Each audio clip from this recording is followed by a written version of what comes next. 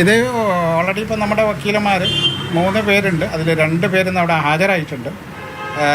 അതുപോലെ തന്നെ എംബസി ഉദ്യോഗസ്ഥരും എല്ലാവരും ഹാജരായിട്ടുണ്ട്. ഇതിൽ മറ്റ് ഒരു നടപടികളിലേക്ക്, അതായത് പ്രോസിക്യൂഷൻ്റെ വാദങ്ങൾ ഖണ്ഡിക്കുന്ന രീതിയിലുള്ള ഒരു ചർച്ചയാണ് ഇന്നവിടെ നടന്നത് എന്നാണ് മനസ്സിലാക്കാൻ സാധിച്ചത്. അപ്പോൾ അത് പ്രോസിക്യൂഷൻ്റെ ഒരു തീരുമാനം വരുന്നതനുസരിച്ച് കോടതിയുടെ അന്തിമ വിധി ഉണ്ടാകും. അത് അടുത്ത ഇതിൽ തന്നെ അന്തിമ വിധി ഉണ്ടാകും എന്നുള്ളതാണ് കോടതി അറിയിച്ചിട്ടുള്ളത്. നമുക്കവിടെ കോടതിയുടെ നടപടികൾ ഇങ്ങനെ പരസ്യമായി അങ്ങനെ പറയാൻ സാധിക്കില്ല.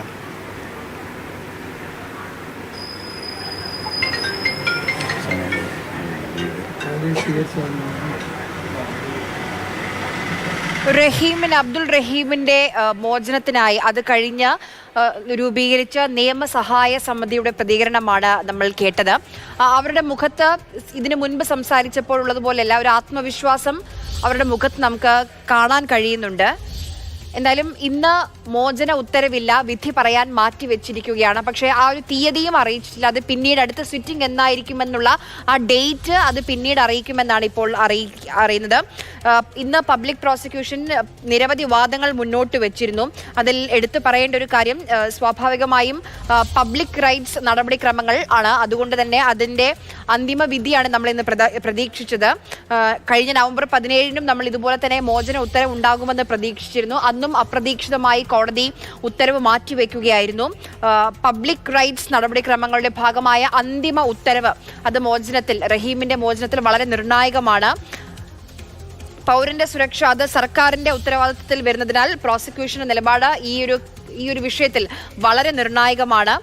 ഒരു പക്ഷേ വർദ്ധിച്ച ശിക്ഷയിലേക്ക് പോകുമോ എന്നുള്ളൊരു ആശങ്ക കൂടി ആ കുടുംബത്തിനുണ്ട്. പക്ഷെ അപ്പോഴും 18 വർഷം ആ മനുഷ്യൻ അബ്ദുൾ റഹീം ജയിലിൽ കഴിഞ്ഞിട്ടുണ്ട്. അതുകൊണ്ട് ജയിൽവാസം നീളില്ല എന്നാണ് നമ്മൾ അനുമാനിക്കുന്നത്. സുരേഷ് വെള്ളിമുറ്റം നമുക്കൊപ്പം തുടരുന്നുണ്ട് ദുബായിൽ നിന്ന്. സുരേഷ്, ഇപ്പോൾ അടുത്ത തീയതി എന്നായിരിക്കും ഇനി ഇത് പരിഗണിക്കുക?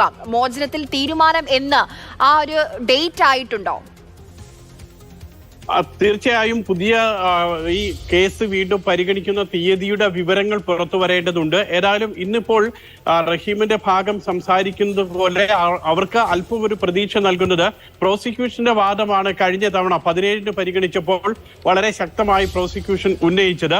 അത് കോടതിയുടെ പരിഗണനയിൽ അന്ന് വരികയും അങ്ങനെയാണ് കോടതി ഈ കേസ് 8-ാം തീയതി ഡിസംബർ 8-ന് പരിഗണിക്കാമെന്ന് പറഞ്ഞ് മാറ്റിവെച്ചത്.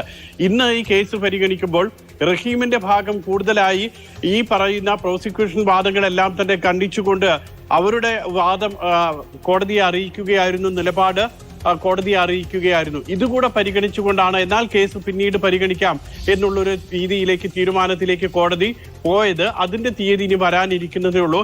അത് അല്പം ഒരു പോസിറ്റീവ്, അല്പം ആശ്വാസം നൽകുന്നത് റഹീമിന്റെ വാദം കോടതി കേട്ടു എന്നുള്ളതാണ്.